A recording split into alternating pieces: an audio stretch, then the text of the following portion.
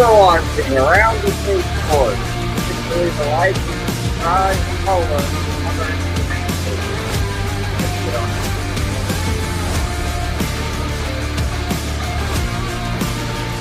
I'm Jack. I'm Drew. I'm Amon, and this is Around The Bay. Sports.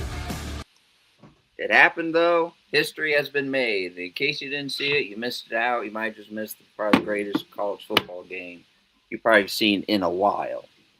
But we'll get to that at the end of our show. But we're going to go right into it with the NFL. So, in case you want to know, coaching moves have been made, and some are official.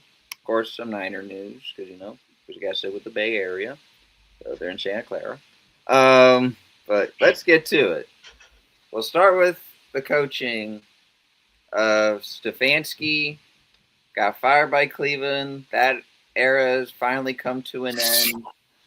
And the Atlanta Falcons, they fired their head coach, trying to find a new step, and they're going with Stefanski. So what do you guys think? Stefanski to the Falcons as a head coach. I think this is a very interesting hire. I mean, Stefanski has always had the reputation of, I wouldn't say sabotaging quarterbacks, but kind of struggling with them. He really hasn't had a good quarterback, so he's got quite some work because I don't know who the starter is going to be, if it's going to be Kirk Cousins or Michael Penix Jr., because both those guys, they just kind of struggle, and Kirk Cousins is probably going to retire soon. But it's interesting to see how they're going to be with this, him as coaching, and then you got Bijan Robinson on your team, who's one above all on the Falcons, and I think it's an interesting hire. But for defense-wise, I think it's a good move because Stefanski is more of a defensive-minded coach, in my opinion.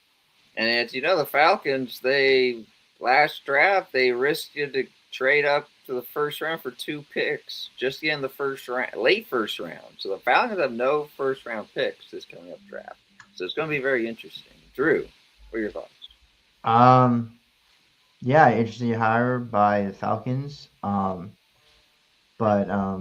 it's really interesting, like Jack just mentioned, how I wouldn't say sabotage is a wide word to say, but he hasn't really developed a really good quarterback, development-wise. So I think, but obviously defensive-wise, it's going to be good. But we'll see how it goes next in the long term. See if it actually was the best fit for Atlanta. But overall, we'll see if, and then obviously Baker Mayfield is decided to face him this year twice already. So we'll see, because he was one of the QBs that Stefanski didn't really develop. So we'll see what Baker Mayfield does to him. For people tuning in, what are your thoughts? Stefanski to the Falcons, and much more breaking news. So from my point of view of this, I feel like it's clouded with the Falcons because, Penix has been quite injury prone as of late, dealing with the same knee injury on the same, I believe it was on the same knee. And then you got Kirk Cousins. There's a little life in him when he's a starter. You kind of see those days with Minnesota. But I'm not sure. Is it the right move? I think it's the right approach move. We're not too sure where this will lead in the future, as the season goes on, because they have no first round picks. They kind of have to start from semi scratch. We'll see when we get to free agency. And of course, it won't be until the Super Bowl, which is coming up shortly. But yeah, I feel like it's a pretty interesting move. On to our next breaking news.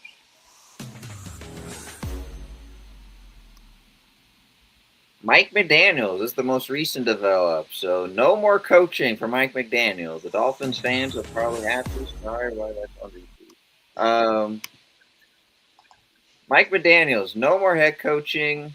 Now going back to the OC role, and that is going to the LA Chargers with Harbaugh. And in case you people didn't know, during that time, the Dolphins fans, I guess, wanted Herbert, but they went for Tua. So now, let's see if that works together in the long run.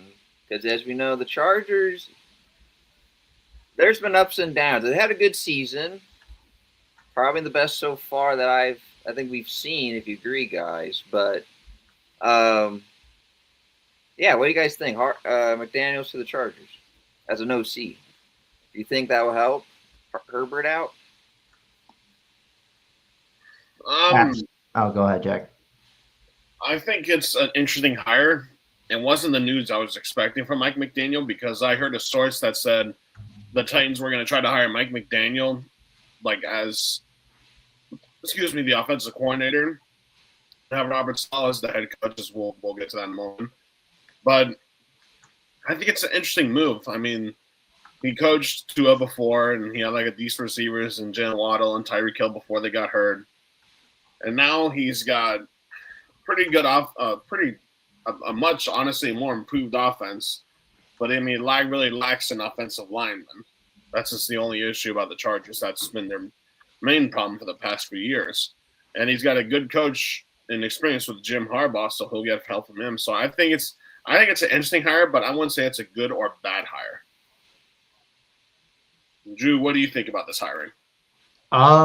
Like you said, I thought there was news that he might go to the Browns for head coach, and but I didn't expect him to be the OC for the Chargers. That was kind of interesting, but um, like you just said, offensive lineman is the problem for them, but also it kind of improves the offense. Usually, the Jim Harbaugh's offense is more like a run scheme play. So, but Mike McDaniel is a very offensive minded person and have pretty good trick plays in there. So, but I wouldn't say it's a good or a bad hire, but it's pretty interesting. But I think it's going to make the Charger offense more, I guess, more balanced than they were the last 2 years. But even though they have a good season, Yeah, because that's what I was saying. Like the Chargers offense, you know, Herbert, yeah, might have all the firepower. They got Keenan Allen back. I pretty much was there to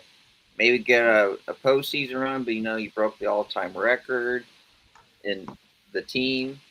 Um, and now, as Drew, I agree. Like it might make more balanced, or maybe with the weapons if they if get they some have weapons, yeah. receivers and a healthy offensive line, they this could be something. We'll see. But continuing on the news, this is for my Packers. So as expected, I mean, I wish we had Jeff Halfley, but that was that rumor of practically going to the Dolphins. So it is confirmed. Halfley, as you know, he did had some coaching experience, you could say, long ago during the NFL before he went to Boston College. But now he's going back to being a head coach, and that'll be to the Dolphins. So McDaniel's going away, going to LA. Dolphins bring in Jeff Halfley, the former defensive coordinator for the Packers. So yeah, what do you guys think? Halfley to Miami. You think this will help Tua out? I Or any promising at least for Miami? I think. Well, I mean, it's kind of tough to say because this coach is more of a defensive-minded coach because obviously he's a defensive coordinator. I think it's going to more help their defense than their offense. And Tyreek Hill is probably going to want out. I did hear he's probably going to want to leave, so they're going to monitor his situation unless the coach can convince him to stay and give him like an extension or something. Mm-hmm. But I think it's going to help more so the defense than the offense. All right, Drew. Yeah, I think it's going to help the defense a lot more. Like Jack just said, he was defensive coordinator at with the Packers, so I think it'll help more defense. But offense, I don't know how. It honestly depends who's his offensive coordinator. So I can't really tell with the offense, and we'll have to monitor Tyreek Hill situation there. So. Because I think I don't know if I heard Troy Aikman was with Miami temporarily just to find a GM. But I don't know if they actually found one yet. But yeah, Halfley, I will agree with Jack here. With Halfley, definitely, as for us, or maybe people know Jeff Halfley during his coaching days. you can draft some insight for people watching. But just as a new eye set on this, I agree with Jack.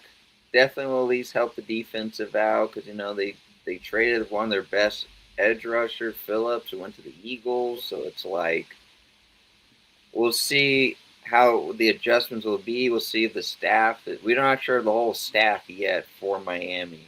So just going with Green Bay, I just had to do quick research because you probably think who the heck who's going to be the candidates who's going to replace, and this was actually just recently. The Packers are actually interviewing Durante Jones, and looks like he was a former. He's with the Vikings staff, probably maybe a defense assistant with Brian Flores. Not entirely sure, but that's one possible candidate. Heck, maybe getting Brian Flores as a Green Bay defensive coordinator. I won't be mad about that. It'll be a good move because he's known to send pressure. And you got Micah Parsons, you got Rashad Gary, though we're not sure if he will stay in Green Bay. We'll see if that happens down the road. But yeah, on to another breaking news. All right, well, breaking news: McDermott is out, and there could be questions about this. So McDermott is longer tenured with Buffalo. Sure, does it lift a curse? Probably not. Is it a scapegoat move? Who knows? But yeah, McDermott ending his long tenured with the Buffalo Bills. So, what do you guys news? What's your thoughts on that? Well, I remember I was talking to Jesse about this. I just had a feeling that McDermott was going to go because if there was any chance for Josh Allen to get a Super Bowl, it was this year.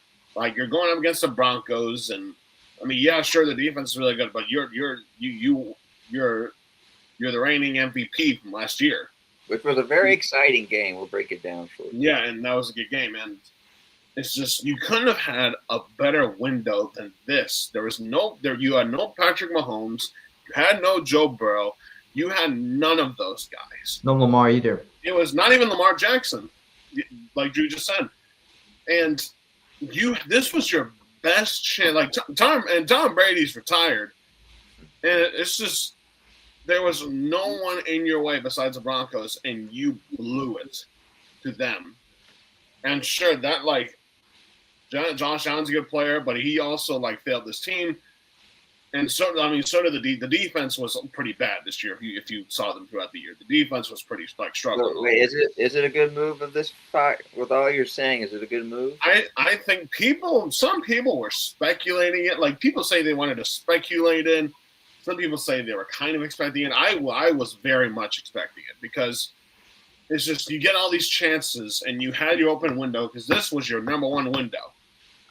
And you come up short against the Broncos. And I'm very convinced that the Bills are the most cursed team in American history. This quite possibly ever. And there might be a story. I don't know where McDermott's going to go. I haven't really heard his name being possibly signed by any other team. I haven't heard anything from the Steelers. If I want him to go to a team, it would be the Baltimore Ravens. All right, that's not a bad move, Drew. Yeah, folks, chime in with your thoughts. We'll share them. I mean, I think Jack told us the other day that he was sensing that McDermott was gonna get fired at some point, and this year was Josh Allen's window to go to Super Bowl because I just mentioned, no Lamar, no Mahomes, no Burrow. This was their chance.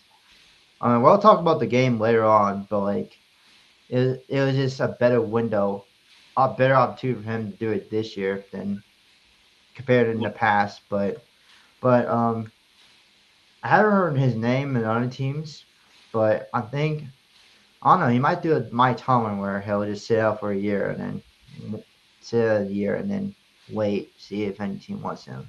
But or I guess he could be a coordinator. I don't know if he ever been a coordinator, but maybe just to stay in the business, be a defensive coordinator. To who? Not sure. But I don't have a team in mind, but yeah, I mean, sure, you could take a rest, but I just feel like he took a team to multiple playoffs. Yes, they didn't make one Super Bowl appearance in his tenure, so there's that. But if you want to coach, if you want a coach to at least get you some playoff shots, he's your guy. But as for going all the way, that's up to you. That's the question. Yeah. And now, the final breaking news, keeping it in around the Bay, and that is the Niners. So we know about this guy named Robert Saleh. He was a defensive coordinator with the Niners. Then he takes to try to help the Jets with that whole big team of Aaron Rodgers and the young receivers, etc. You saw that turned out. And then he goes back to the Niners, as you know. I know he had a lot of injuries, lost a lot of key players, but still with his mind, he knows how to do his job and help pretty much almost develop all these young rookies in any way without further saying. That ended drastically. We'll talk about that. We know Jack and Drew, and of course, people that are Niner fans, share your thoughts when we get to it. But yeah, Saleh now back to coaching, but trying a different approach, and it's a very interesting one, and that is going to Tennessee Titans. So I guess I'll try to help that franchise out, at least develop Cam Ward. Who knows? But Jack, Drew, I know you're the Niner guy, so share your thoughts. Yeah, I think this is a 2.0 version of when he went to the Jets. He should have gone to a good team like the Steelers or the Ravens or even the Bills. And I don't like this move. Just him going to Tennessee, there's nothing really there. You got a second-year quarterback, Cam Ward, and you got Tony Pollard, but besides that, they have nothing else. I think they have Jeffrey, like this guy named Jeffrey Simmons, I think his name is. I'm not entirely sure. But this is not the move. I think he's gonna. I think honestly, he's probably gonna get fired in like 3 years. Well, I'm not sure what the contract was, but that's just at least like they can offer him like any contract. I think he got like a pretty good contract with, or is getting a pretty good contract with the Titans anyway. But I just don't think, and also like, I just don't think it's a good move because the Titans are not good. They're not a good recruiting team in the offseason. This is he's. I don't want to like be negative on him because I like Robert Saleh. He's a good coach. He's more of a defense coordinator, and he should have stayed another he either should have stayed another year with the Niners or go coach for another team. I get this was about money because if it wasn't about money, he would have stayed with the Niners. He would have just kept going another year.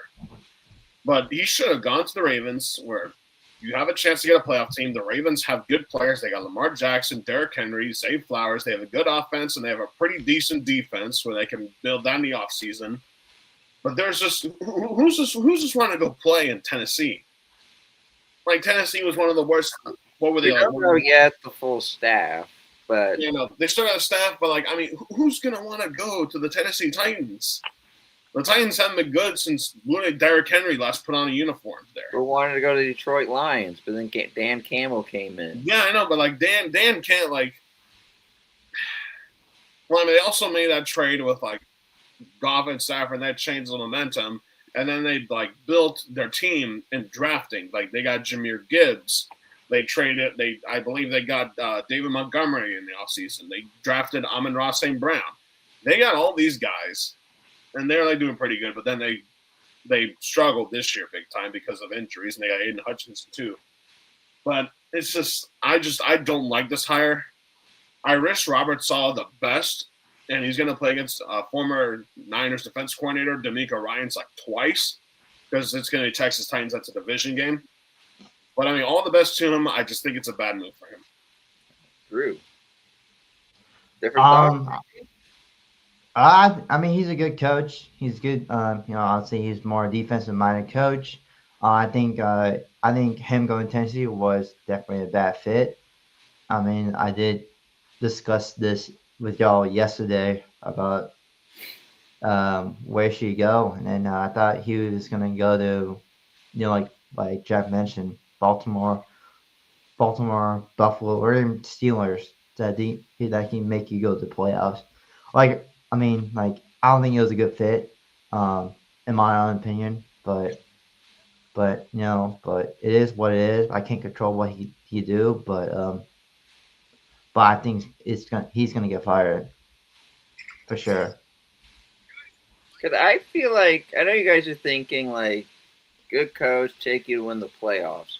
He tried that with the Jets, and of course, the NFL script got NFL karma got to them early. Rodgers tore his Achilles, and everything just fell apart. Because that could have been promising. It's just unfortunately with that franchise, it it's bad. But I feel like I wonder if he's thinking more. I guess I kind of think of Dan Campbell because remember Dan Campbell's first year, the Lions still terrible, but look how much it developed over time. Sure, this may be a totally different scenario, but I feel like that might be the concept it could lead to. As I don't know we don't know the length, how long they're keeping him. Sure, he could get fired within a year or two or three, depending on the length, but I think Saul was just trying to, sure, kind of like the Jets 2.0, but maybe in a different way. I'm not sure how he is well developing players. Maybe they got Titans have something different for that, but at least someone with that, like a Dan Campbell sort of intimidation into that, could maybe people get some eyes. Hey, I want to coach like that. They join that team. So that's my thoughts. Well, sticking with NFL and some breaking sad news. Speaking of the Niners, we'll get to it, but uh, yeah, NFL playoffs. The championships are set, and I know for Niner fans, not what they hoped, but sometimes you just got. You sometimes it's the pain of being a fan. But let's get to it. We were talking about those Bills, and it was an extraordinary game. Oh, went to overtime, combined of 63 points. But the Broncos prevailed at the end, 33-30. And as for Bills, as we say it, this was their best shot, sure, to win it or at least appear in one. We'll see what happens, but this was their shot. Probably the most open window they probably got. I mean, heck, they went to Jacksonville. That was a close one, but Josh Allen Superman mode. This one made some questionable decisions that pretty much flip side of the game, but still went to overtime. But anyway, but yeah, Bills Broncos. What are your guys' thoughts on just the game entirely? Well, when let's see, watching the game started off very, very slow. It was more like defense, and it's just like they're getting stops. Teams kept going 3-and-outs. I mean, the end of the game, the score was like 33-30. The Broncos, obviously, from what we saw. But at the first few possessions, it was like the Broncos field goal, Bills touchdown. That was only in the first quarter of the entire thing. Because besides that, everybody else is like going like almost like, well, let's see, those were the only two possessions actually in the entire quarter. Because the Broncos, they took 7 minutes and 30 seconds, and the Bills pretty much took that just as long. But then after that, it was 3-and-out Broncos, fumble by the Bills, touchdown by the Broncos, field goal by the Bills, another touchdown by the Broncos, another fumble by the Bills. I believe Josh Allen had a key fumble that pretty much changed the. Honestly, if he doesn't fumble, this is a different ball game. Yeah, that was the game. Yeah, and then like you do that fumble and you get a field goal, and they're down 20-10 at half.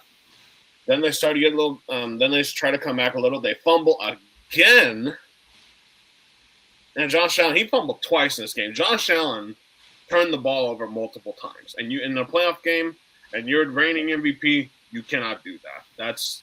There's like many things you can't do. Those are the main things you can't do.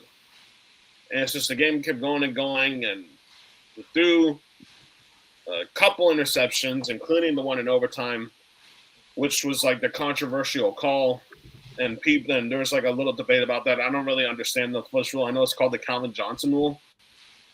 Yeah, I believe the rule is if you like catch the ball the other defender's trying to like catch at the same time, and like you go on the ground with it, like, and if you still have it, you got to give it to the ref immediately, and that's not really what happened. The defender like caught at the same time, And it's like he pretty much each took it away one from won him. the fight, I guess. But then there's also this rule that I know is that like the tie automatically goes to the offensive player.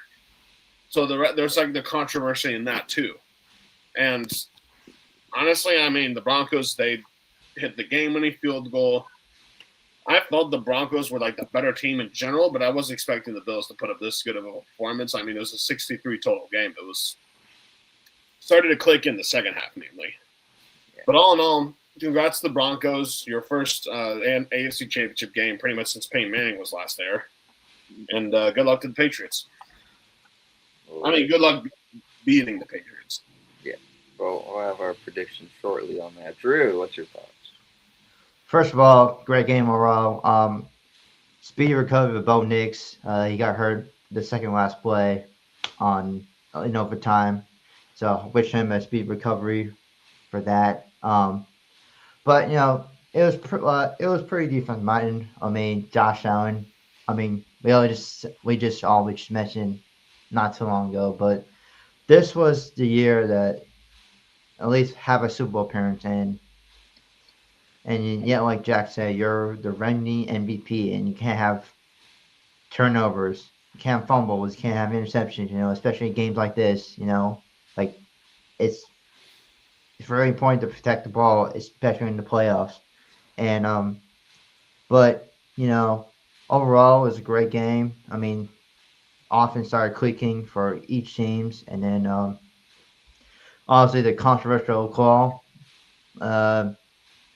Yeah, that was interesting. That and then Bo Nix broke his ankle, second last play of the game, and then but but I mean I think Denver Broncos is probably a fraud at this point because most of the wins are not pretty close games. So, but congrats to them going to AFC Championship since Peyton Manning, like Jack said, but we'll see what Jarrett Stidham can do against the Patriots.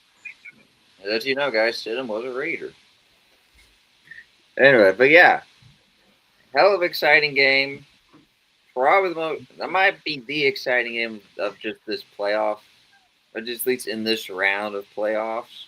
I mean, we had some thrillers, but yeah, it was definitely exciting. What a battle! Heck, if Broncos could have won this by like 10 points, and they didn't have to go to overtime. But exactly, Bills crawled back and tried to stay in this fight because it's tough to win in Mile High with that defense.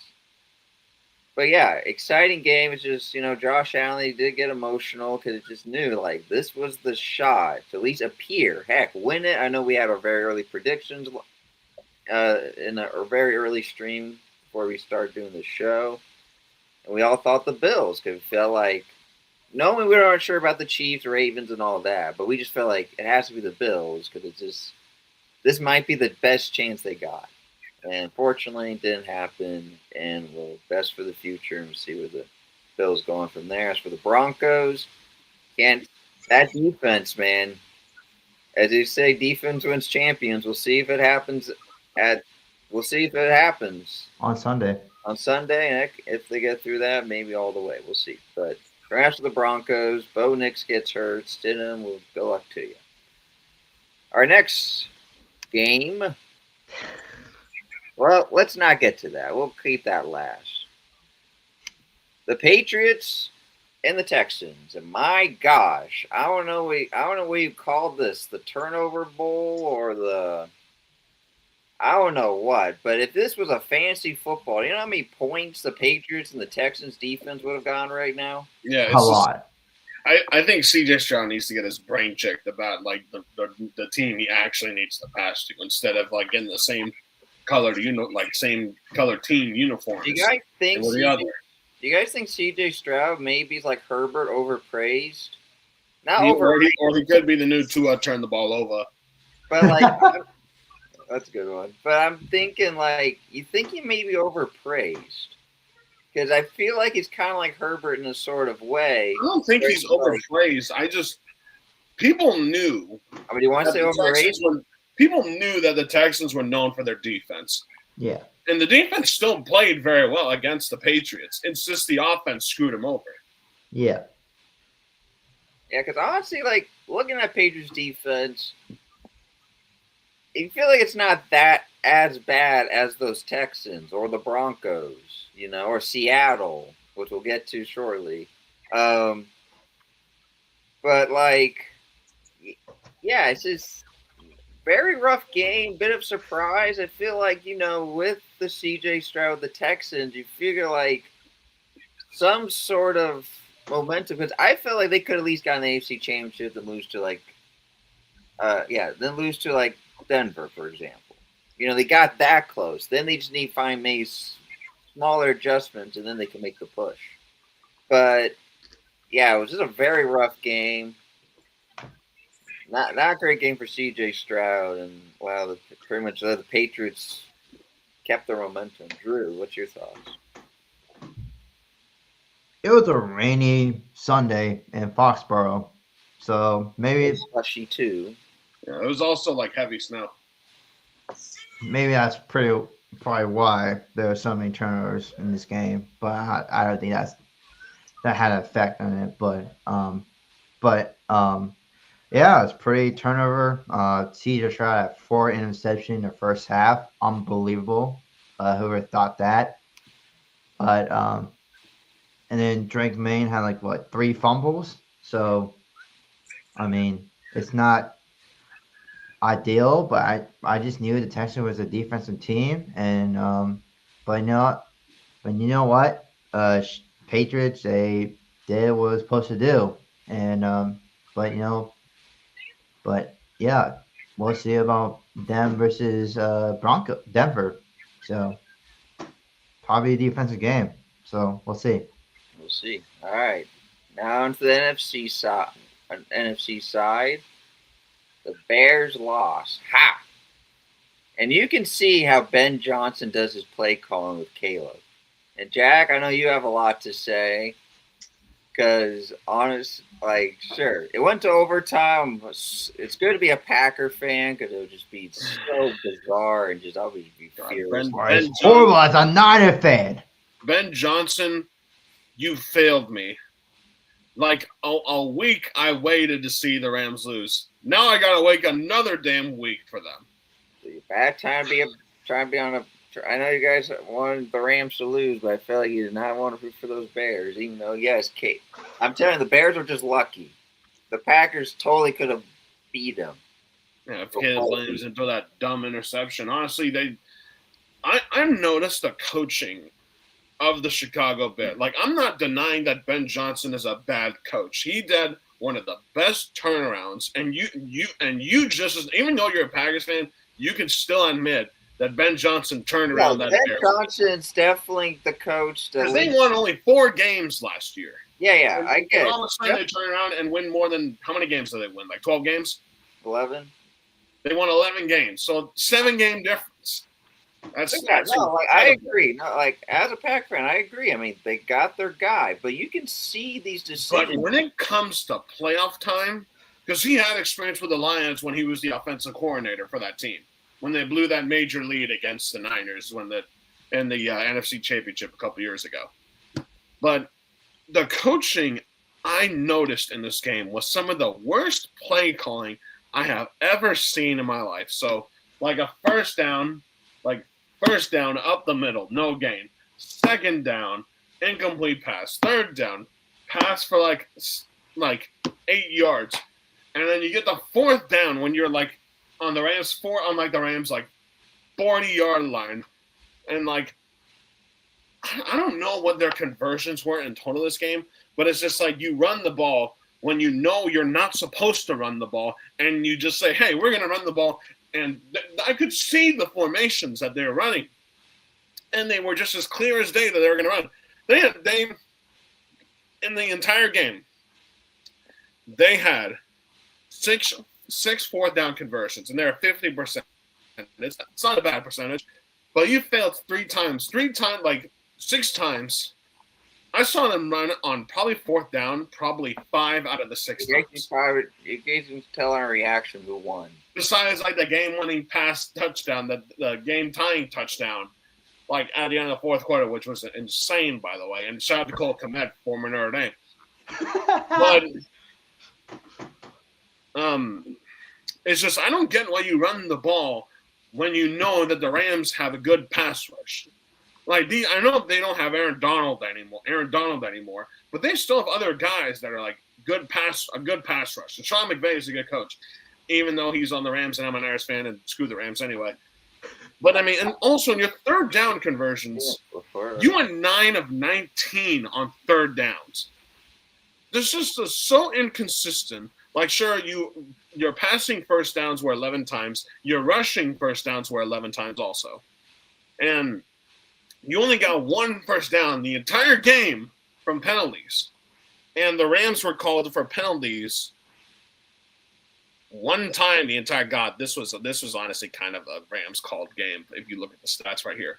So I saw the Rams only called a penalty once, and it was on a false start. The Bears were called for 3 penalties for 24 yards.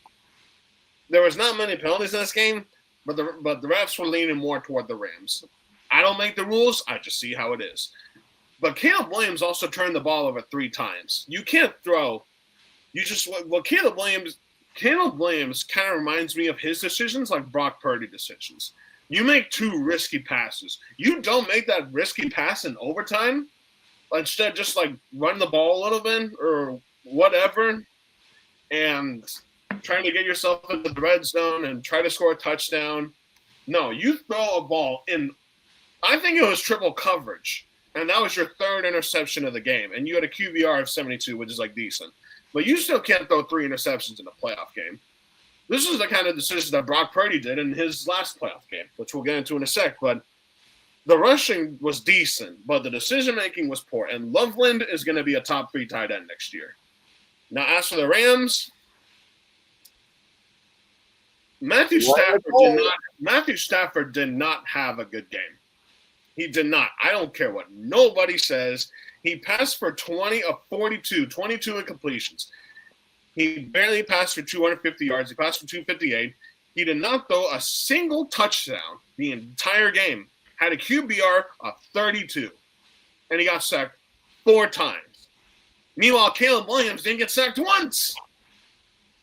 This was a defensive game, definitely.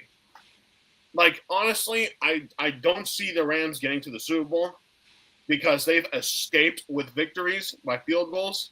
They did it against the Panthers, and now you did it against the Bears. Like, I'm not rooting for that next game.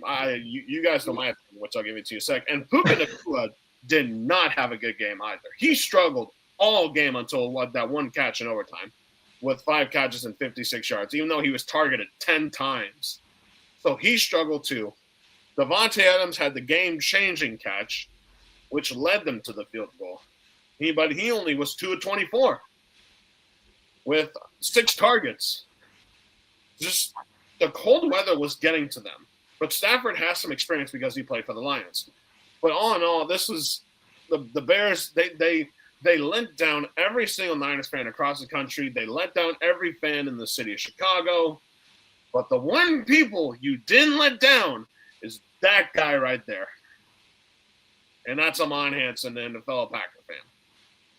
You didn't let them down. You said, hey. Well, not just me. The whole Packer nation from here to Costa Rica. Like you said, hey, we like even from like there to even like London, or Germany, Spain, or Germany, or anywhere else. Packer fans knew that you guys' luck would run out eventually. Yeah, and it did once you threw your third interception. I said that's game. There's just no way that they're going to come back, and they wind up hitting a game-winning field goal, and now we got to watch pretty much a terrorist act happen in next week in the NFC Championship game. All right, go ahead, Drew. All right. Bears. Great turnaround. I'll say that. But I don't know why you kept running the ball 3 consecutive downs. Like I feel like the Rams knew they were run the ball. I feel like I know Ben Johnson's he's a good coach and he's pretty like it's a trick play, but like I just felt like he got outcoached that game by Sean McVay. Obviously, he's a Ram, but he's also a great coach. But I mean, the cold weather did get to both teams. But Caleb Williams, I mean, he had that clutch for probably I don't know, Most one of the luckiest greatest play, throw ever. one of luckiest throws in the playoffs. Like, and then you can't solidify that by throwing an interception. But by the way, the interception was a misdirection by was it DJ Moore. So that was his fault. But well, I'm not going to into that. But also the interception that with Devontae Adams and was that we talked about the Bills' controversial interception. That was similar to that in that game, and they gave that to Rams, which I don't know why, but I guess, but it is what it is. The kicker is, I mean, Matt Stafford's experienced cold weather, so obviously, he's been doing that since he was on the Lions. But yeah, and then but it wasn't a good game to either team, but it's gonna be painful for me as a knife and to watch the NFC Championship game. Whew.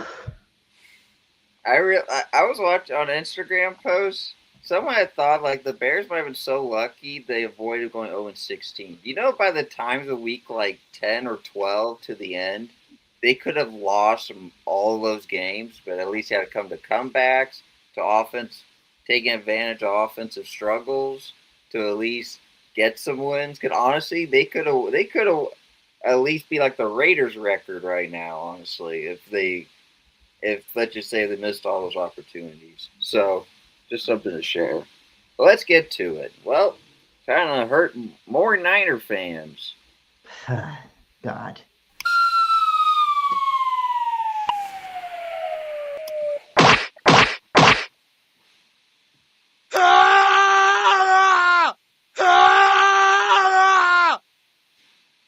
Well, Yeah, in case okay, you did, in case you that's didn't, enough. in case you didn't get all that sounds, even for my own eyes, I thought this would at least be pretty interesting. But I guess it could be the Niners' luck, or I don't know. That Seattle team put some beat down on the Niners right from the start. Like, I know it's tough to win in that crowd, but I feel like the Niners at least put some fight. Because seeing that game was like watching my Raiders getting not trying on the Chiefs. That could have been literally a blowout if they didn't make no field goals. Let's just say if your kicker didn't make anything, that could have been 41-0. So luckily, at least you made some points. Of course, not on the offense, but dear God, that was something. Not how, of course, every Niner fan and any Niner fans, let us know your reaction. But we know these guys have something to say because man, that was ugly. Take it away, guys. Who's going to start? I said my piece. No one?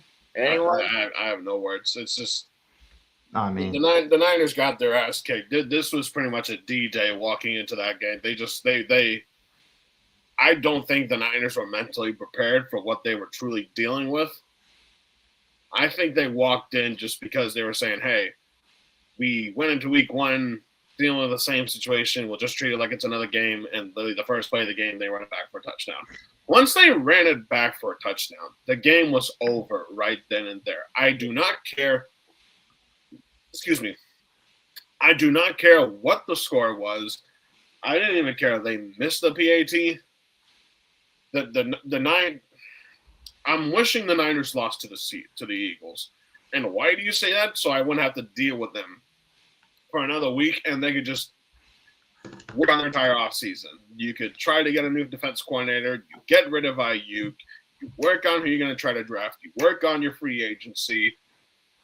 All the guys, Nick Bosa, Fred Warner, George Kittle, freaking Ricky Pearsall, Brock Purdy, McCaffrey, the entire Niners team. You might as well put the entire team, honestly, on the injury report.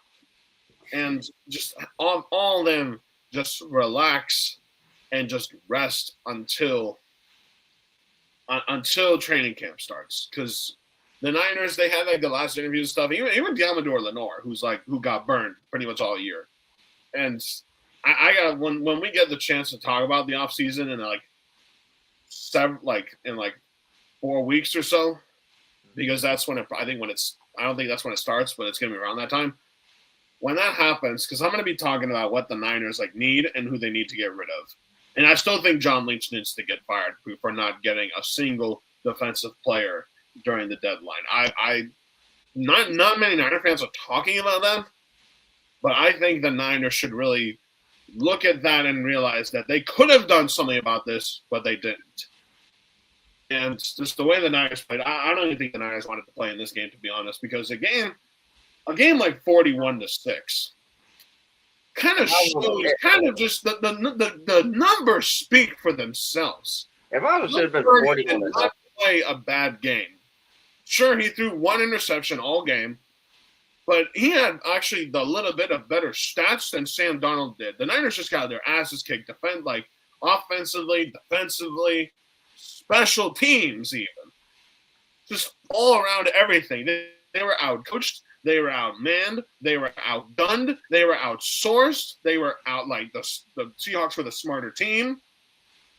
And this just goes to show you, if the Niners just simply beat Seattle in their last game of their last regular season game, maybe it's a different outcome being in your house, because it just changes. Because when you start off a game with a touchdown like that, the entire crowd gets into flag flag on the return team. And once that happens, I don't care where you're playing.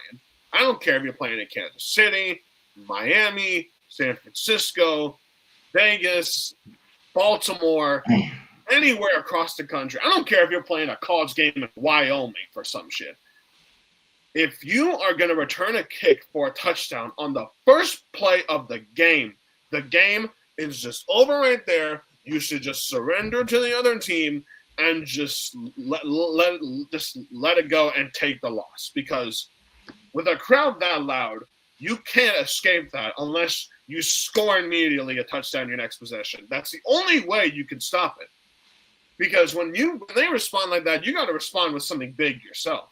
And the Niners failed miserably to do that. The Niners, they got a lot of work to do. They got a lot of restricted free agents. They just hire new medical staff, because the medical staff that the Niners have is dog shit. And put your practice field somewhere else because of that fucking power play. And it's just the Niners got their asses handed to them in this game.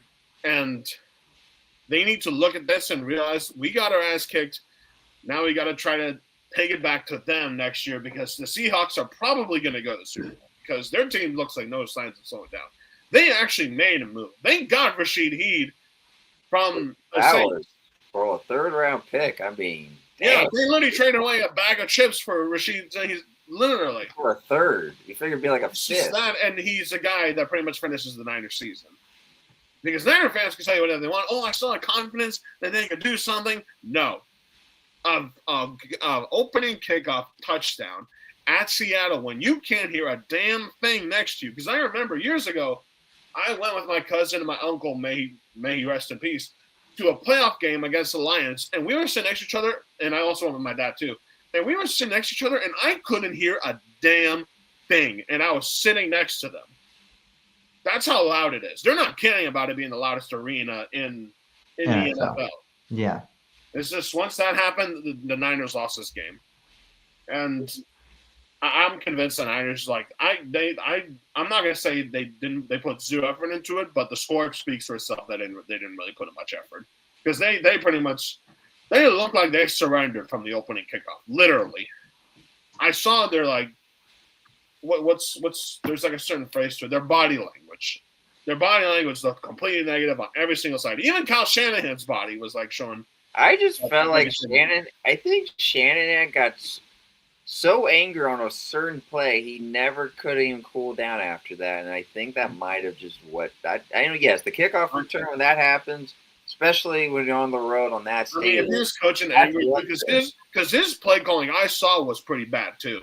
Yeah, I feel like he never cooled off to focus on trying to at least stay in the fight. He was too agitated on this. And Brock Purdy's decision making, like I've said before, was pretty poor also. And then CMC, I guess his plot armor finally took some damage. And once McCaffrey got hurt, that was just the final nail. All right, Drew, what's your thoughts? Let's hear your opinion. Yeah. Yeah, it was tough to watch after seeing the opening kickoff. And yeah, it was pretty, we tried to answer, couldn't do anything. But it hurt to see one of those teams go play the Super Bowl in our home ground, like Juan just said. But Brock Purdy played better than Sam Darnold, but Sam pretty much dominated all game. And but it sucks to see. But hire new strength and performance coach, hire a new medical staff, move your practice facility somewhere else, because I heard that's one of the reasons why Nine gets hurt oftenly, and fire John Lynch. Simple as that. And use your money on free agent. Juan, who do you want? I know it's a tough question to you as well, being a Niner fan. It seems like you're aiming for Seattle than the Rams, but let us know. Do you want Seattle or you want the Rams? You want to use our NFL mind, Amon? Well, let's get to predictions. I probably will, honestly. My Super Bowl is Patriots. I think Patriots and Seahawks, which is a weird one, seeing Sam Darnold and Drake May competing for a Super Bowl. It's hard to say that, but I just feel like seeing that defense and then be a good test for Drake May on the season. So it'll be a good challenge. I know you got Denver coming up. I feel confident to beat that. But it's if they face Seattle or LA, but I'm going with Seattle and New England for the Super Bowl. You know what's funny? Denver versus New England was the AFC Championship 10 years ago. What do you know? Huh? What do you know? As if it was written. I don't know. It was 10 years ago, since the last time those two faced was 10 years ago. And we don't know what happened. It was Peyton Manning's last home playoff game against Tom Brady. So great to see that. But also this championship game is Mike versus Sean. So Mike Vrabel versus Sean Payton, and then Mike McDaniel versus Sean McVay. But I want the Patriots to win. Patriots, yeah, I want with New England winning. I don't know. I'm gonna do the same. I'm gonna go for the Patriots or Seattle myself. And then for Seattle Rams. Okay. I'll let you. No, you can go. For Seattle Rams, I'm gonna say Seattle as an NFL mind. As an NFL mind. And you have Patriots, you said, or Broncos? Patriots. I said Patriots. It's like Patriots, Seattle going twice with. I just don't trust Jarrett Stidham in that situation. Well, it's just the Broncos' defense. Can they do enough to sustain Drake May? I know Drake May had some flaws, but he's still a good quarterback this year. Yeah, the defense is gonna be a defense game. I just wish quarterback can execute the most, and I think Drake May can execute the most out of him and Stidham. So I don't want to say what Jack is gonna say.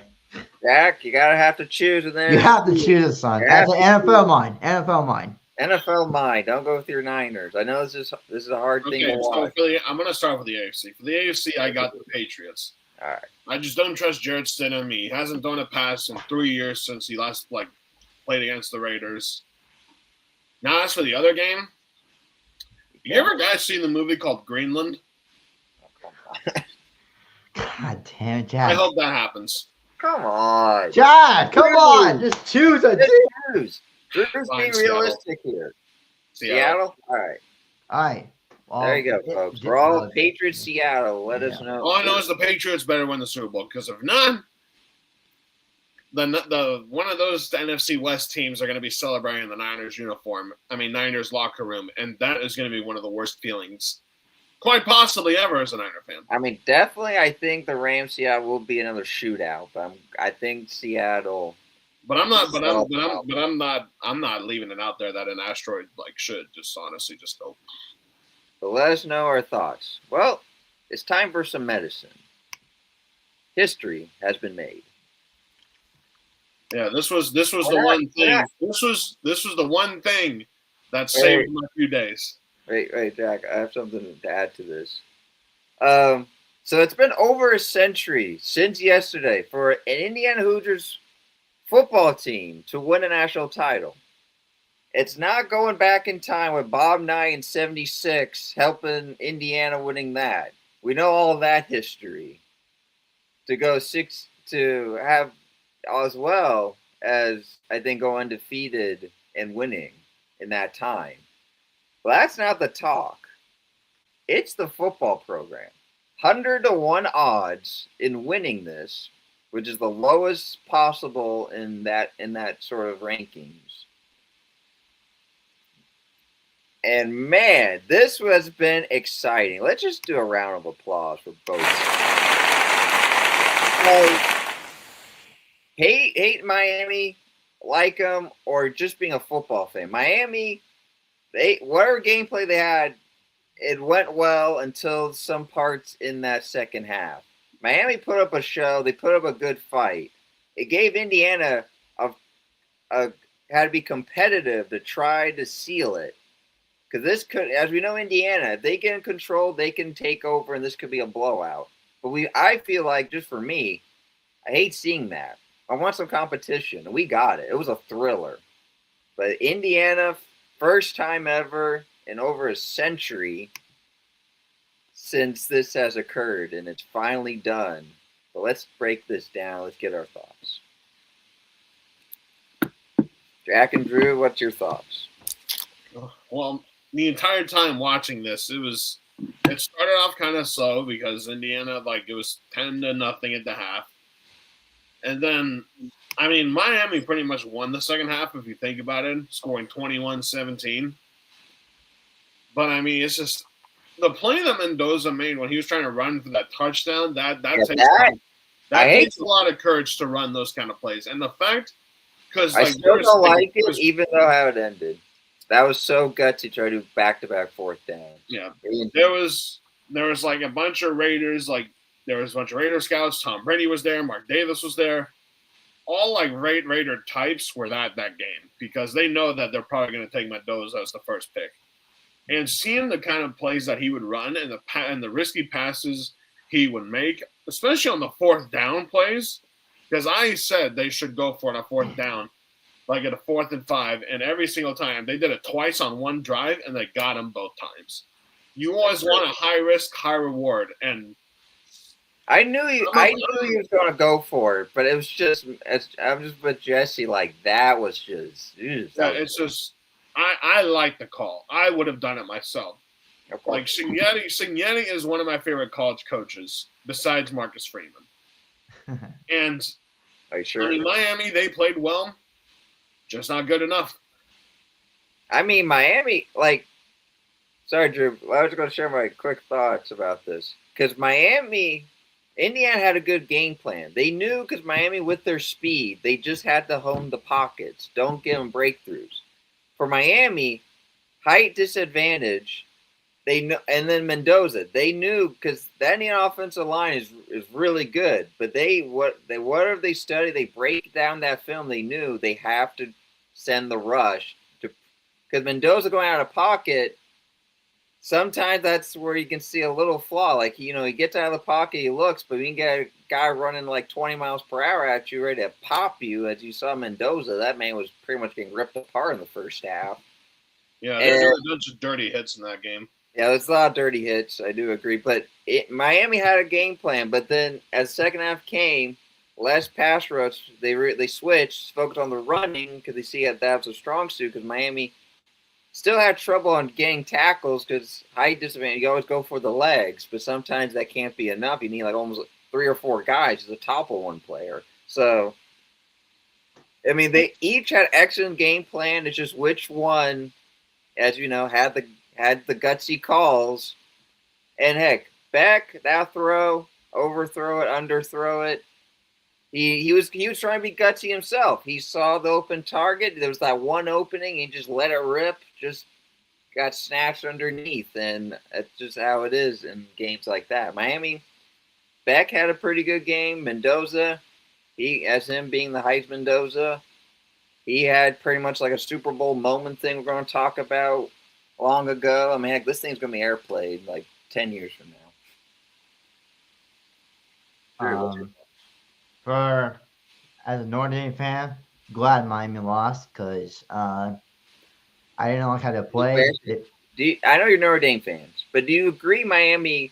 I know Jack said it. I think Jack said it, but like, do you guys think you hate them or love them? They played well, don't you think?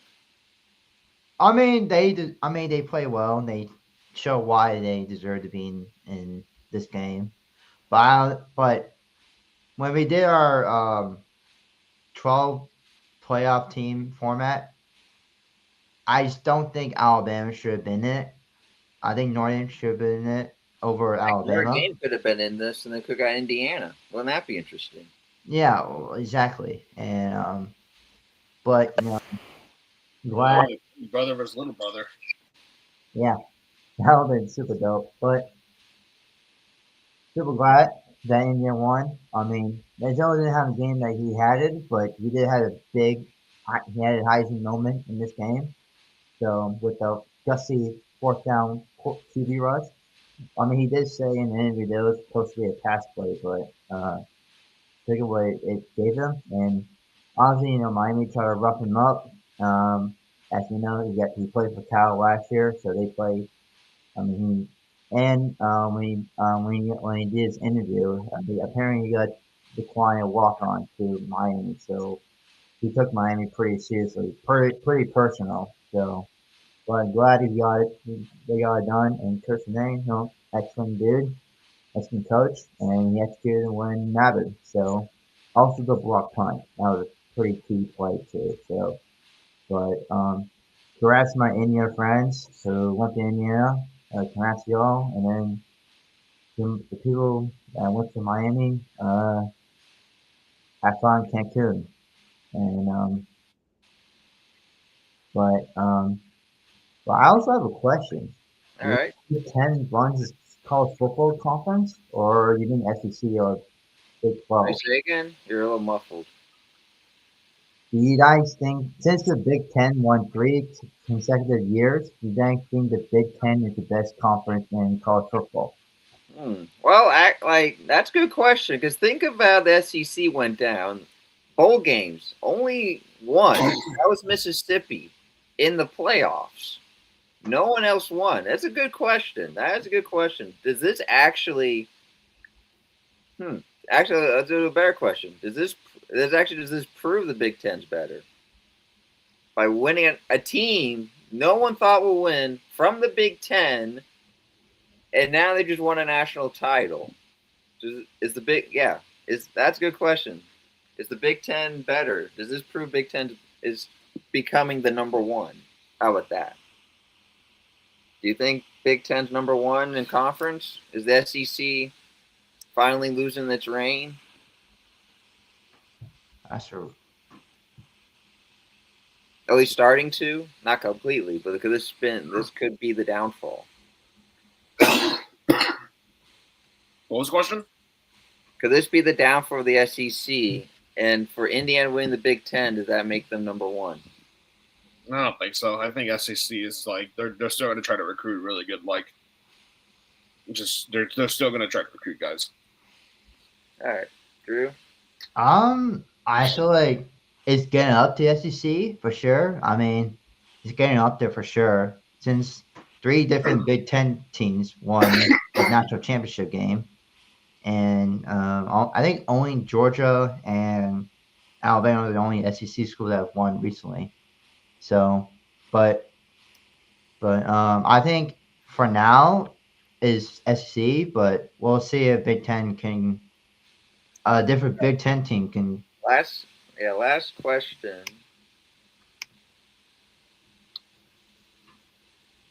Yep. They have a QB. One piece to many things for the Raiders, but we always been wanting just one QB. That's not a bust. All right, Yeah. last thing before we wrap up. Do you guys think Indiana will go back to back? No. No. Hell no. No. Well, this would be too far to tell, but you think with this one, do you think more will be added in the future? Let's just say it just depends on their recruiting. It just depends on the recruiting, but let's just say just Cincinnati, because what he did is what other coaches in college have done. Baylor's coach did it, won the national. So many coaches that come in a press conference saying, "Well, I'm going to win it all." Yeah, I know, but teams adapt and change. True. Like Notre Dame's recruiting has been absolutely insane. Like I like Notre Dame said this quote. Excuse me. There's a certain quote that they have been. Here, you guys can go ahead if you got anything else, but. Oh no! Let's say your piece. I'm just slowly wrap up the show here. Oh, okay. But like Notre Dame is like saying like let's run it back or. Leave no doubt. Yeah, leave no doubt. Notre Dame is gonna make Miami pay when Notre Dame plays against them, and I would love to be in attendance of that in person. Let's see what the new format as well is. They're trying to make it a little mini March Madness, you could say. Without further ado, again, have a good one. See you next time.